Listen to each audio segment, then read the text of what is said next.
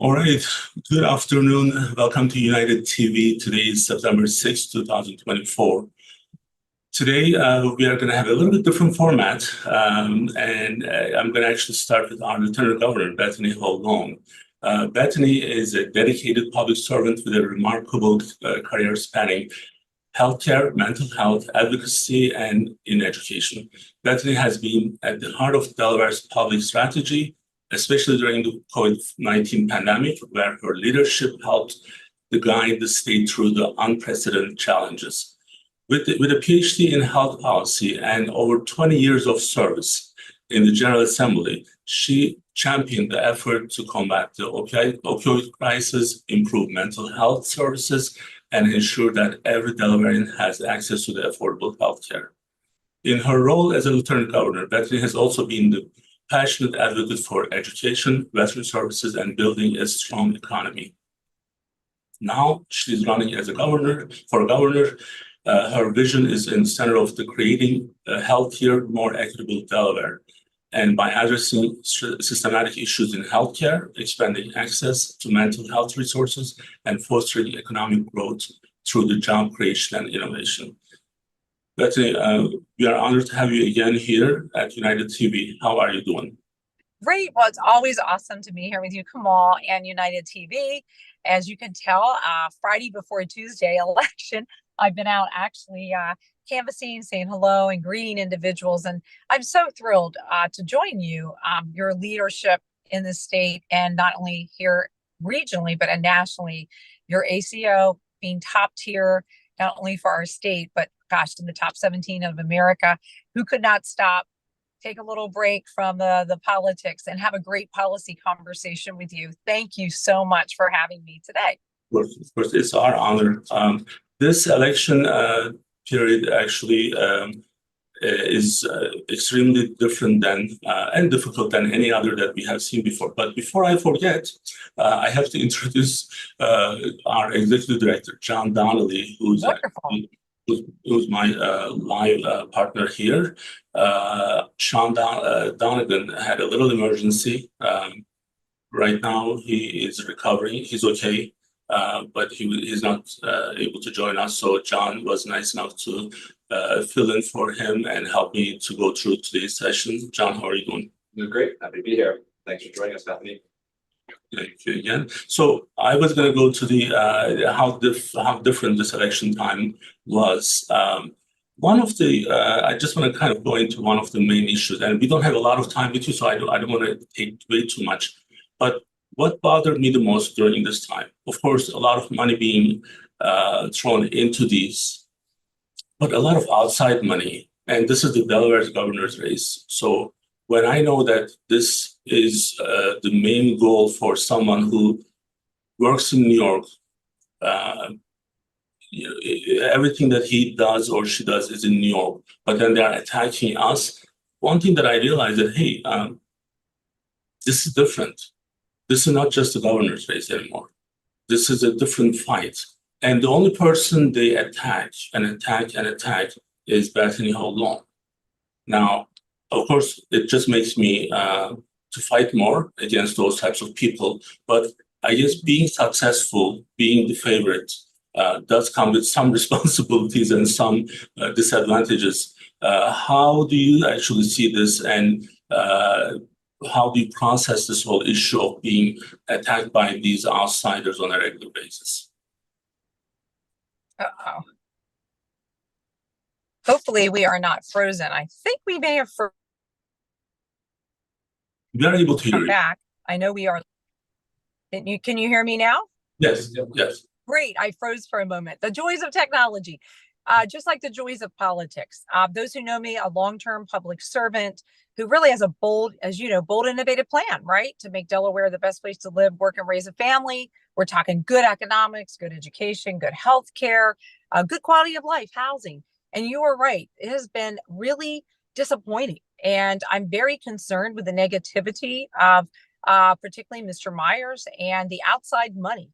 I call it dark money, trying to buy a governor. And listen, our state is not for sale. When you have a billionaire investing in this state, attacking me as a woman with a bullseye, that's going to go after our corporate structure, which is a third of our state budget. That's at stake, folks. That is a lot that affects education, healthcare, and guess what that could mean? A sales tax, higher property tax. And people need not be fooled by that. And I know my integrity speaks for itself. And I've just been disappointed, TV ads showing a woman that looks like me folding money, putting it in her shirt, almost in her, private undergarments. It's not Delaware. And I am so happy to have the opportunity to be with United to talk about what people care about. I go to bed every night worried about what keeps other Delawareans up: rent and housing and food on their table, a solid education, universal childcare. And I have this outside dark money. And, Mr. Meyer with his campaign PAC, which is pay to play, change can't wait, all these developers, 25,000, 100,000 warehouse developers, they're the ones that we should be talking about. And the fact that I fixed a finance report with my own money where the campaign is confident that we loaned more than we ever were paid, and they're making something of that was self-reported and transparent.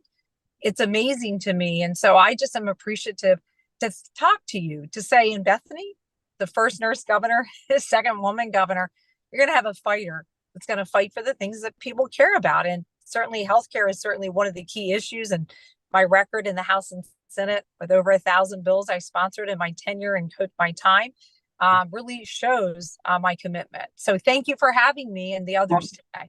Bethany, knowing you for a while and working with you directly, I have a great advantage of to know exactly everything that you go through every day. I think you are putting a really important fight out there because the money, outside money, is not supporting you.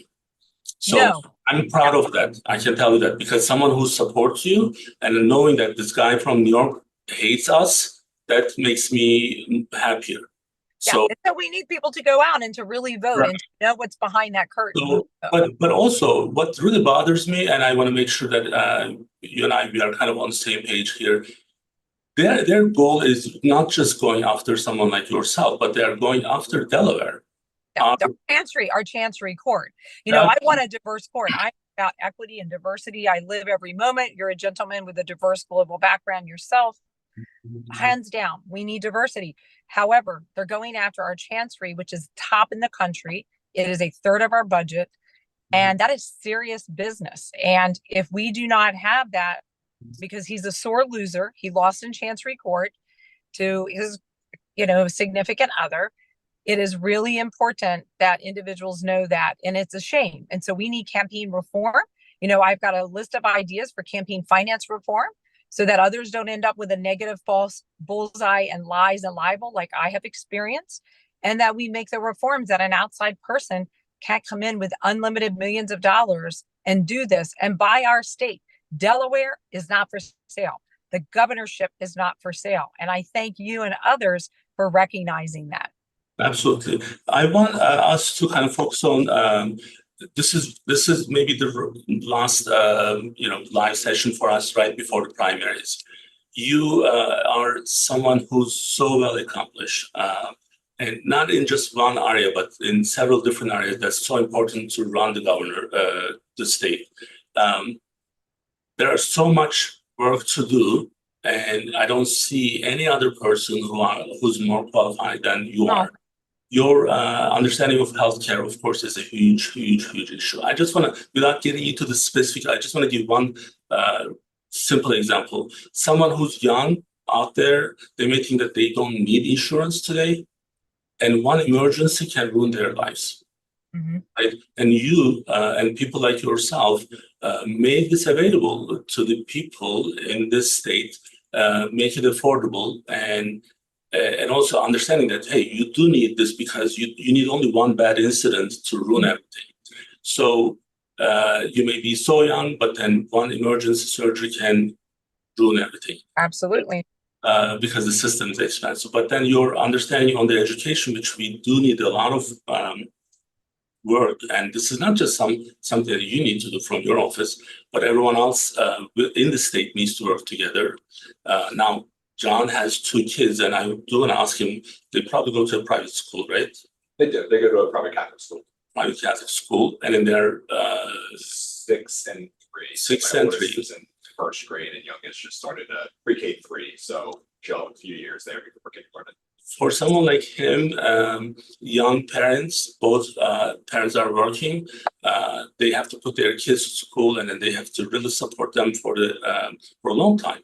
This is just a start, by the way. You know that. So Yeah. that's where we need certain things already taken care of for those families.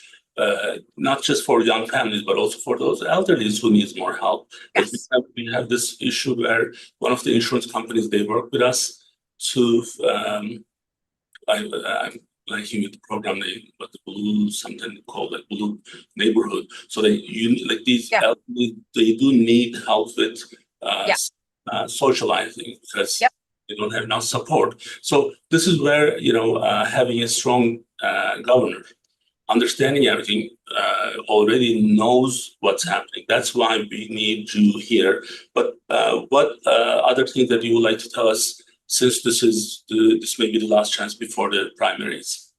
No, I just want to say thank you to the listening audience. And the bottom line is, you have in me somebody who is ready on day one, won't need on the job training, qualified. And despite all the negative character, false lies, and assassination that is occurring, basically, I just want individuals to know in me, I'm the same everyday Delawarean who cares about people, born and raised on that farm, first to get to go to college. During the pandemic resurgence, vaccinated over 4,000 Delawareans, leading that cause in 5 months, working with the mentally ill and homeless, and bringing the first overdose system of care into our community and this country. Our first creative economy study in America, which was the arts and the impact with hospitality, understanding ag and understanding justice. On the pardons board, I reformed that board. We're looking at reentry and giving people second chances. We lowered that 3-year wait to 3 months to be heard. Those are the actionable results you get when you elect a nurse. True results that care about families. And it's through that initiative that I have led. And that's why I humbly, was the leader of the national lieutenant governors and understand what is competitive across this country and got to really make sure Delaware is the best place to live, work, and raise a family. And I really appreciate that the Democratic Party has endorsed me, Governor Carney, 40 other state elected officials, our AFL-CIO. On endorsements, let's just pause there a little bit. Yeah. I think you have the most number of endorsements of the other candidates, right? Yes. And endorsements are nice, but people need to vote and understand. And I appreciate those endorsements. Yes. But that's really important because those people, they already know you and they have options. They do. They recognize that all these other attacks are simply lies and mistruths and inaccuracies. So, having our governor, having 40 other electeds, having the Democrat Party, Emily's List, Stonewall Democrats for Equity, having the Teachers Union, the Troopers Association, the AFL-CIO, I am humbled by that. But again, I'm like everyone else that's here and have those innovative plans. And I'm so appreciative of being ready on day one and being that person who has raised in Sussex, represented Kent County as a state rep, represented Newcastle as a senator, and now the whole state as lieutenant governor. And I just am humbled, and I'm excited to do innovation with you, with United and others, and bring universal free childcare, change and increase affordable housing that individuals can afford, bring cutting edge STEM and fintech to this state. I've led the National Women and Mentors. I've been on the National Innovation Manufacturing Biopharma Board. We can do so much more together, and everyone knows. And why I have those endorsements is, Bethany, you have a seat at my table. I think half the state has my cell phone, and I'm not going to change that number, Kemal. You know me, you text me late at night, I'll answer. And that's what service is about. I started at the age of 13 as a volunteer at BB Hospital, and I hope to continue that same service. I've been humbled. I would really appreciate the continued opportunity to serve as Delaware's next governor. So thank you for today. Well, you are one of the finest people that I have ever known. Oh, thank you. A lot of these are politics. I'm sure people are going to just do whatever they need to do. The thing is, there has to be dignity. There has to be someone's self-respect to themselves. So Thank and you have to deal with some people who don't have those. Then, of course, you have to deal the other part of the politics. But that's why we call you the Iron Lady of Delaware. So you Aw. are able to deal with these types of problems, attacks. I shouldn't say problems; these are attacks. When you were on the ground with 4,000 people, you go through and do the COVID vaccine for these people. That time, no one wanted to be there, right? Right. So, I mean, there were volunteers with you, but many people, they just want to stay out of the public scene, maybe including even myself. I did it from my offices. We helped a lot, but I wasn't as brave as you were. Oh, thank you. Well, I was on the street. I had a lot of Q-tips up Nary's nasal passages with my homeless, and homeless veterans is what brought me to the dance. I am so humbled to be a veteran's wife and daughter, and I've always cared. And I thank you for recognizing that. And I thank you for your leadership and your willingness to think out of the box to help change health policy, and technology in our state is critical. And I just have been humbled that you've given me a few moments. I've had a chance to cool off. I'm ready to go hit some more doors and greet more Delawareans and remind folks this week, early voting, Saturday, Sunday till 7 to 7. You can look up your closest area, no matter where in the county. You show up with your ID or utility bill, and the same on Tuesday. Please get out the vote. Let's show this dark money and these PACs that are trying to do pay for play or trying to buy Delaware. Let's show them. We don't have any room for those in Delaware. And thank you for voting for me. Of course. So that's my honor. And I'm so happy to be with you, with your campaign, and being able to support you. Delaware needs you. That's number one. And you and your accomplishments, your qualifications, these are not easy. We've been covering this in the last several weeks, explaining people why there are so many whys. Like, I just don't do things just because I have to ask it 5-6 times, why am I with this person versus that person, or why do I support this project? And every time I have those questions, I have really good answers in your under your leadership. And this is why I feel very optimistic for the future. So how are we celebrating this on Tuesday night?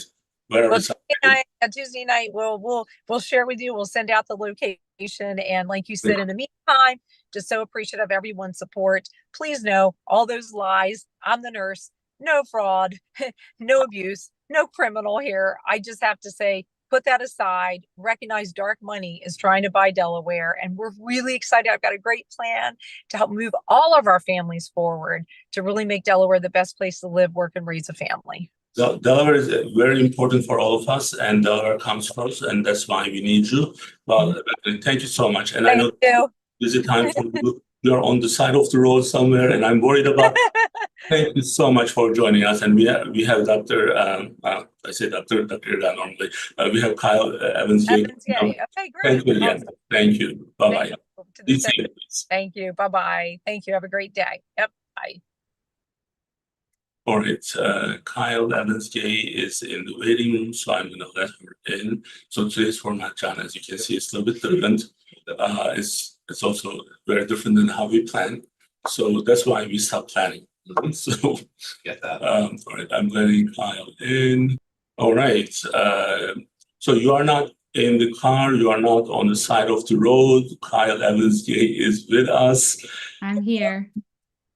Our Delaware State Senator Kyle Evans Gay, known for her commitment for environmental sustainability, criminal justice reform, and ensuring affordable health care for all. And Kyle has been a powerful voice for positive change in the state legislators as she continues to work to create better future for Delaware. Her focus is on innovative solutions to some of our most pressing issues. And she's running for Lieutenant Governor. And she was with us, I believe, sometime earlier this year, or it was maybe end of last year. Last year, I think. Yeah. Like after the COVID, the time things are gone with me, so I can't really tell what's happening. But I think it was last fall. Thank you for being with us. How are you doing? I'm great. Thank you so much. It's great to see you both. So today we are trying something different. So it was, as we are trying to do things a little bit better and trying to do different things, then Sean had an emergency. So today, like yesterday and today, I needed him the most because a lot of backhand coordination needed, like because we never have three different guests. So and then boom, Sean is having an emergency. So, but he's okay. He said hi to you. I saw him today. So we want to actually focus on your campaign. Primary is on Tuesday. Yep. How was your campaign? Did you get what you were expecting from the campaign in terms of your own performance? And what are we expecting for after the primaries? Yeah, absolutely. Thank you for asking. It is what is on everyone's mind this week as we head into 4 more days before Election Day. I've been really pleased with the campaign. It's been over a year now that we've been on the campaign trail. I've been up and down the state multiple times, as you can imagine, especially making sure that being a Newcastle County resident, that I was embedded as much as possible in Kent and Sussex counties to be able to be a best representative of what they hope to see out of the next administration. What I always say to people is I'm superstitious, and so I'm always running like we're running from behind. But what I will say is that I have an incredible team. I have incredible volunteers and advocates. And I do really think that the work that we've been putting out there, our communications with voters, we've been getting great feedback. And that's what you want to see. You want to hear from voters that what you're working on and what you're lifting up is exactly what they want to see. And so I've been pleased with early voting. I've had a chance to vote myself already, and I'm looking forward to Election Day. So do you think we're going to have a good turnout, like overall, for the elections, for primaries? I do. I think that there's a lot going on. There are so many primaries this year. So kind of no matter where you are in the state, there's either something at the statewide level or something very local that I think will drive turnout. We see a lot of competitive House primaries where I think that we'll see a lot of people coming out to vote. And especially in the city of Wilmington, where there's primaries for city council as well, I am really enthusiastic about the potential turnout in Wilmington and how we can continue to get people engaged in this process. As you know, we've talked about before, a lot of my work in the Senate has been on voting rights and voting access. And I'm really excited to share and have been talking on the campaign trail about how my automatic voter registration bill has led to a 26% increase in voter registration. And that's what we want to see. We want people to come to the polls ready to vote and that they have access on that day. And I think we can keep doing more. That's great. Now, you are still practicing law, right? So that's your full-time job is still continue. So, but that's going to change, I guess, after you become the Lieutenant Governor.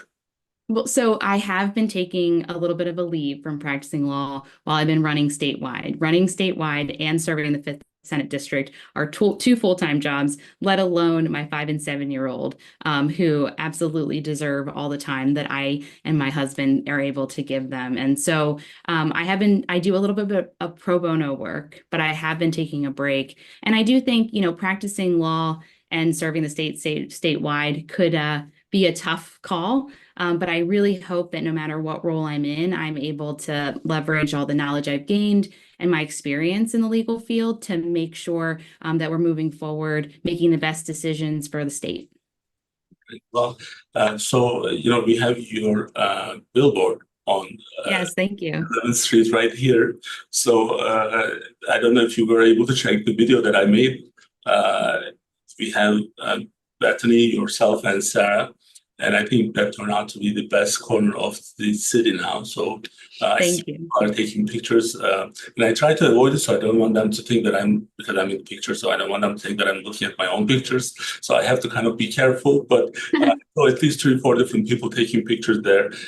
That's actually, this is kind of like one of the, what makes this election a little bit more important is we have great women leaders this time. I think it's like full house almost, and I am extremely proud of that. I have 2 sisters. I mentioned this to you before. One of them was with me in our Turkey office, and the other one is she's in the higher up in the governments in Turkey. And being a woman and working and trying to compete in the condition that was set up by men is not the easiest thing. And you guys are doing a great job. And I think Delaware is doing a great job. When I see what inspired me for those billboards, when I have 3 women running for key positions. Now, we didn't have room for Congresswoman Lisa Rochester, but because she wasn't primary, so I didn't think she needed a lot of support from me, although we did support her a lot. But I think that's going to be really important. Now, you have done a lot for families and making sure that they have childcare and early education support. Now, I have a young parent in this room, John Donnelly. I think you guys met before.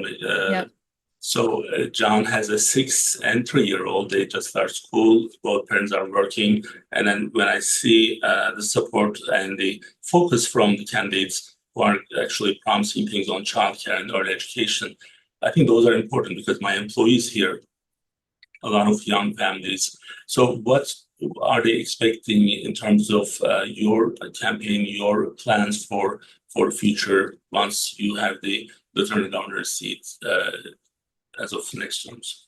Yeah, thank you for focusing on this issue. And John, I hope that you're surviving the first couple weeks of school. We are getting there, especially with our kindergartner who just started school for the first time. We learned there's no rest time in kindergarten, so it's been quite a transition. But I think my focus on childcare came from my own experience, but also from the experience of families that I was meeting across Delaware and while I was campaigning, even before when I was doing advocacy work.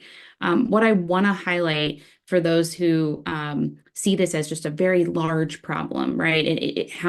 There's so many aspects to it, is just the opportunity we have here. As Lieutenant Governor, there's an opportunity to look at systems and structures, and that's what childcare needs. That's what education needs. That's what environmental work needs. That's what healthcare needs. And I think we need to talk more about how all of these things are connected. And so when folks in the healthcare sector are trying to help patients on the back end, right, what we're looking at and what we should be looking at from the government side is how do we move upstream and try to do interventions like providing reliable, safe, trauma-free childcare to working parents who need that resource in order to keep their families moving economically and to make sure their children have access to educational opportunities as well.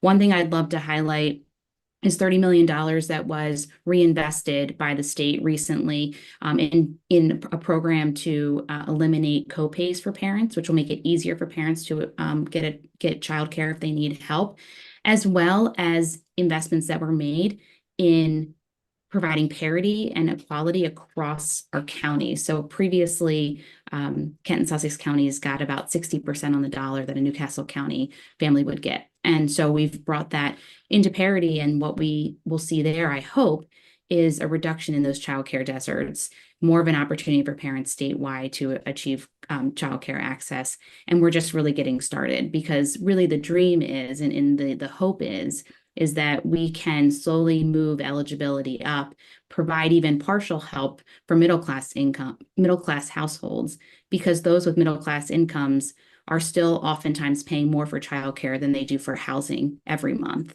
And we need to be realistic about how important this is, not just to get kids educated, which it truly is, but also so that we can get Delawareans back to work. You've heard John Carney say it. I've heard John Carney say it. We have right now about 8,500 more jobs open than Delawareans looking for work. So it's a workforce issue, it's an education issue, it's a family issue. I think it's something that could dramatically transform the outcomes in our state.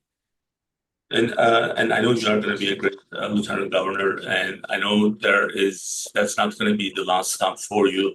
I believe we'll see you in other positions in the future as well. Being a part of your campaign and being able to support you and having a voice in your campaign from our point, like just being able to talk on behalf of United Medical Accountable Care, our providers, physicians, our employees. It's extremely important for us, and I do want to thank you for the opportunity. And well, I just asked Bethany, so I guess we'll be probably at the same place. Hopefully, we'll have a good celebration on Tuesday night. But of course, it's not going to be over there just yet. But that's the big part of it once we go through the primaries. So, Kyle, thank you so much again for joining us. Thank you. I'm sure we'll have a lot more to talk once we go through the primaries, and we'll have you back hopefully. Thank you. Yes, I hope so. Thank you so much. Have a great weekend. Thank you. All right, so I thought we would have a little bit in between, but then Trinidad Navarro is in the waiting room. So it's kind of like the marathon of the YouTube. So Keep moving. we'll keep moving and we're going to let him in.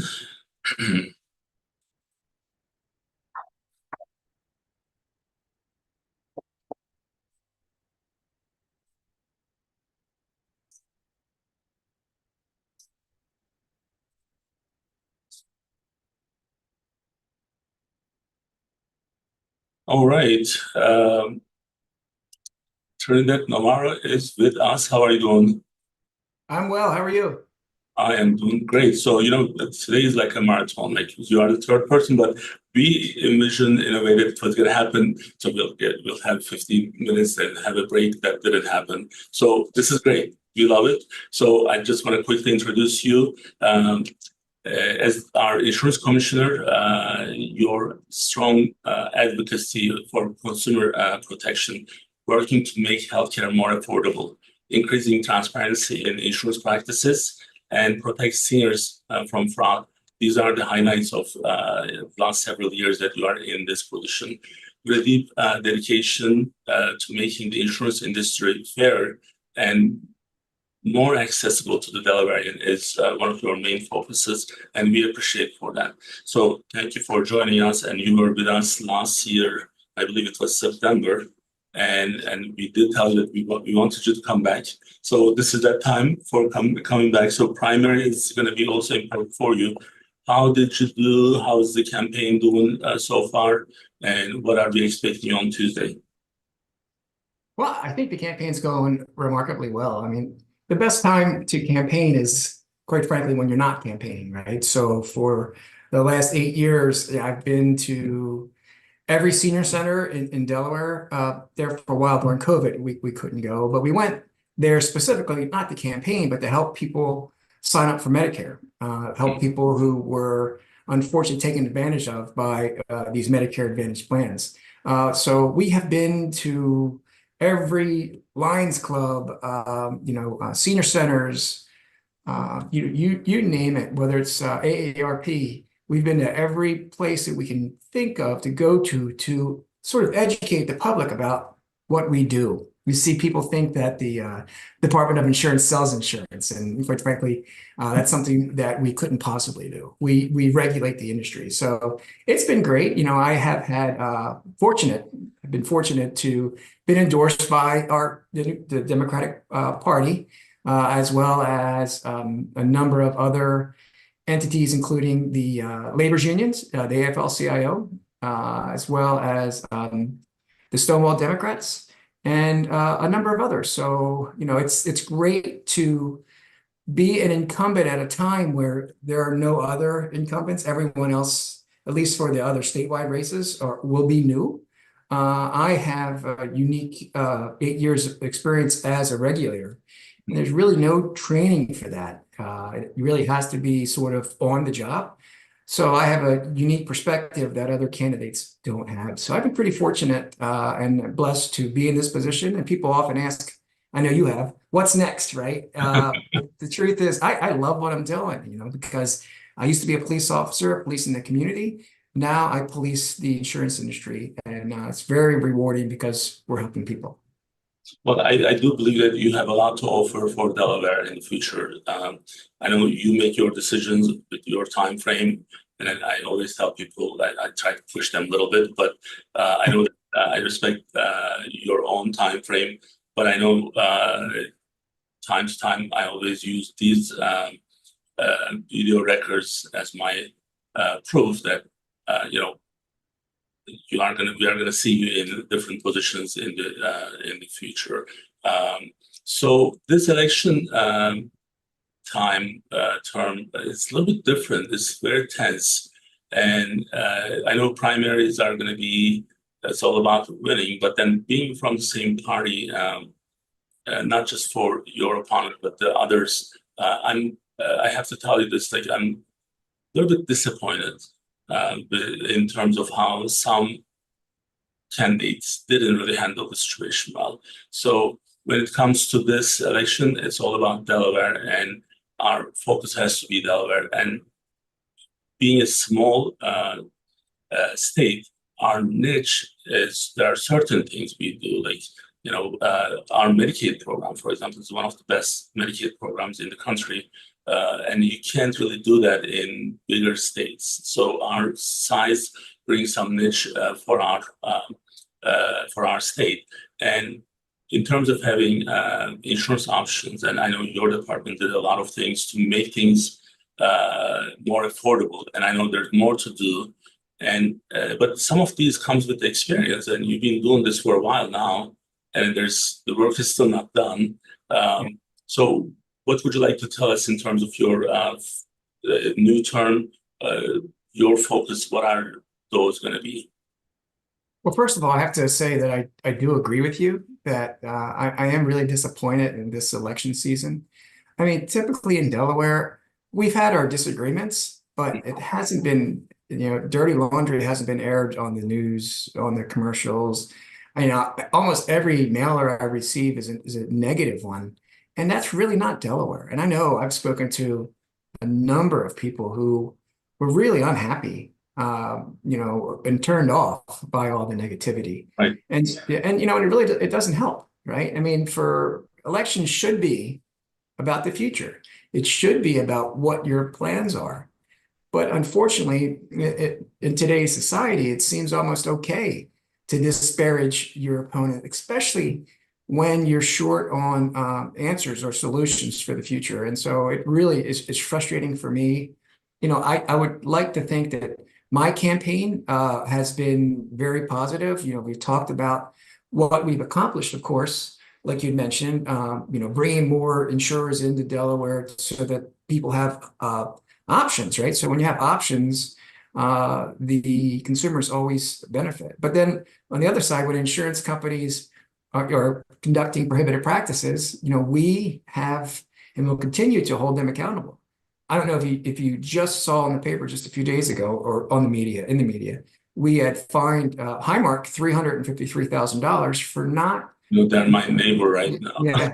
Yeah, for not reimbursing. That's okay. We're in good shape, but for not reimbursing the volunteer fire companies at a level they should have been, and for sending the checks to the patient instead of the volunteer companies, which is in our code, is our law. So we found multiple violations for that, and we held them accountable. The good news is that we are they're taking corrective actions, right? So that won't happen, and so that the volunteer fire companies won't suffer additional shortcomings because of the funding streams that come to them. So that's what we've done. A few things in the past, but in the future, what I'm really worried about is two things: artificial intelligence and how that can be used to unfairly discriminate against people. I mean, we argue that computers cannot be biased, right? But that person who's designing the software or the program, whether it's intentional or not, conscious or unconscious, can be biased. So we want to make sure that, for underwriting and claims processing, that artificial intelligence does not single out people based off of things like their race or age or education or employment or zip code. So that is a huge undertaking that I'm part of at the National Association of Insurance Commissioners. But the other thing that I mentioned that is concerning to me is climate change. So what's happened across the country, which the historic fires in Texas a few weeks ago, the 200 or so fires that are burning in California. And then if you look back at the hurricane that just hit about a month ago in Texas, I mean, that single incident flooded out about 100,000 cars. So that's 100,000 total cars that are, have to be scrapped. And so people don't understand or realize that what happens in other parts of our country and quite frankly, the globe with climate change has a profound impact on what we pay for insurance premiums here in Delaware. Not to mention the cost to repair your car or your home. Do you know how much a 2x4 costs today? It's probably around $8, right? A sheet of plywood is between $80 and $100. So when we look to repair our homes due to storm damage, the cost is through the roof. So those are some of the things that I'm looking forward to addressing in the future. Also, while making sure that insurance companies fulfill their obligations. And this insurance companies, and when people hear this, when your office is finding them, I want to make sure that they understand that this is not a punitive attack on insurance companies. They are given privileges, being able to run an insurance company and also having a third-party administrator in the same city. Yeah. So this is requiring for them to follow our policies, and the policy is the clean claim needs to be paid in 30 days. Clean claim cannot be denied. And there are several different examples that I can give you right now, which when we met a couple of weeks ago, we talked about some of them. And today, what we see is a lot of irregular ways of not paying for claims. It's a clean claim. We have authorization, and then it's being denied for authorization. What we know is you cannot just deny that, and your office actually is the one that's helping physician offices to make sure that these claims are not getting those types of denials. So that's why these insurance companies are being dinged and being fined, and every little bit of it they deserve. So maybe Highmark is a good neighbor here, so I don't want to rock the boat with them, but they need to do their job. They need to pay their claims in a timely manner, not just for Highmark, but Erkan, Signal, whoever is in the market. They really need to do their job. And I think your office, I know my office works with your office directly with these claims. You do report things to your office. And I know many physician offices, for whatever reason, they don't do. But one of the things that I also want to highlight, when we do this, yes, we are helping the physicians, but we are also helping the consumer, the patient, who is struggling with those denials, and then they would be billed for that if we don't get the resolution. So we are not just helping the physician, but helping the consumer as well. So your office is doing a really good job with us, and we are extremely pleased with your leadership in that office. I appreciate you saying that, because when you help physicians, whether it's, ACOs, or whether it's primary care docs, or whether it's physical therapists, when we're able to make sure that their claims are paid on time, right? We're looking at things like prior authorization. We are working with the General Assembly and Medical Society to pass that bill. And what that'll do is not only help folks like yourself and family care docs and, specialty docs, but primarily helps the consumer, right? So they don't have to deal with the uncertainty of a procedure that a physician, not an insurance company, says that they need. And so we have worked with the Medical Society to get that bill done. We're going to look at things like clawbacks.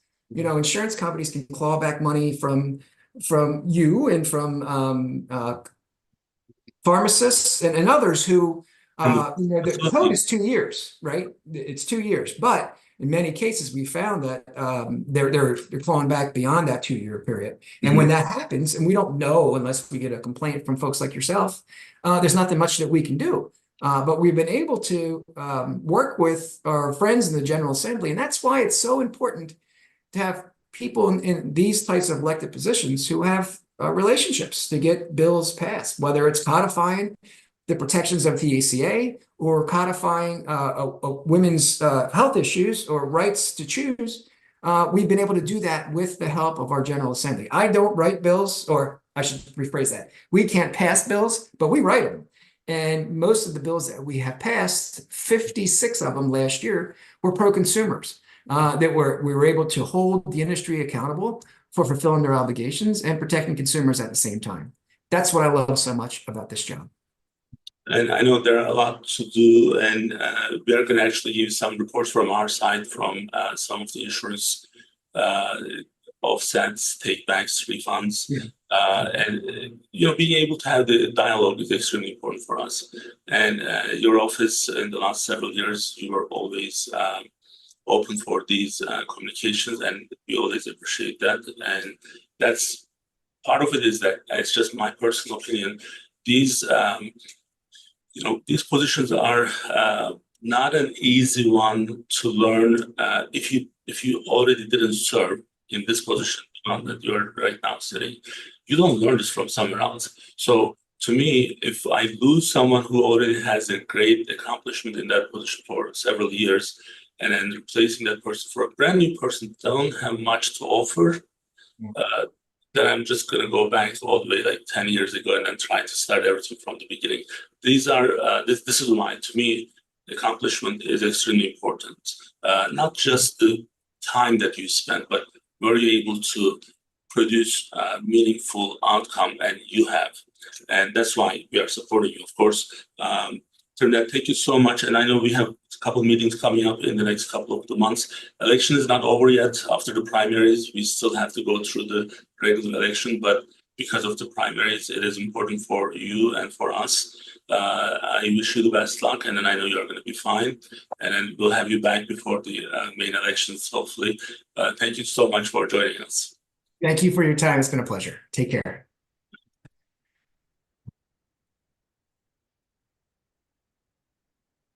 All right. Okay, Mr. Donnelly. So now you haven't been in these sessions for a while, so you see what's happening behind the scenes. So thank you for joining us today. So that really helped. There are certain people in my team, and you are one of those. When you are there, I'm calmer. So there are some people who makes me more anxious, but you're not one of those, and your support is always greatly appreciated.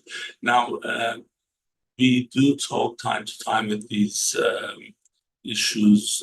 What's your kind of like overall take on the elections?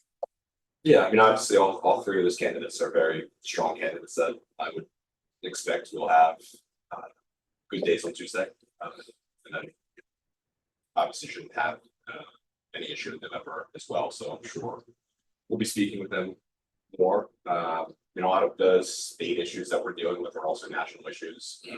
Childcare, and education, and healthcare expenses are being our issues for the country. So I'm hopeful that there will be some solutions in the next administrations. Because having kids is very expensive, and I know I have lots of friends that stop at one or two because they just can't afford that for children. So kids are more expensive than puppies, right? It's expensive on puppies. So that I would have kids. Yes, I've had both. That's it's not close.